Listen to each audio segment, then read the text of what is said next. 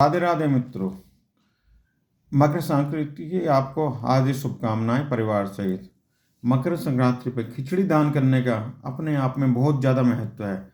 इससे शनि संबंधित जो परेशानी होती हैं वह जीवन में दूर होती हैं। जिन व्यक्तियों को मान सम्मान न मिलता हो, परेशानी रहती हो, हमेशा अपमान मिलता हो, उन्हें मकर संक्रांति को खिचड़ी दान करनी चाहिए। संभव हो तो अपने वजन के बराबर कर दें। जैसे किसी का 70 किलो वजन है तो वह 7 किलो भी कर सकता है, 700 ग्राम भी कर सकता है और 70 किलो भी कर सकता है। मकर संक्रांति पर खिचड़ी दान करना न केवल हमारे शनि ग्रह को शांत करता है बल्कि हमारा वैवाहिक जीवन भी खुशहाल करता है। मित्रों, आपका भी यदि ज्योतिष से संबंधित कोई सवाल है या वास्तु संबंधित सवाल है तो आप ज्योतिषाचार्य पंकज जैन को लिख सकते हैं। लेकिन इस बारे में हम विशेष बात यह बताना चाहेंगे, दान हमेशा जरूरतमंद व्यक्ति को करना चाहिए, न कि जो व्यक्ति खुशहाल है उन्हें दान करने का कोई महत्व नहीं होता। धन्यवाद मित्रों।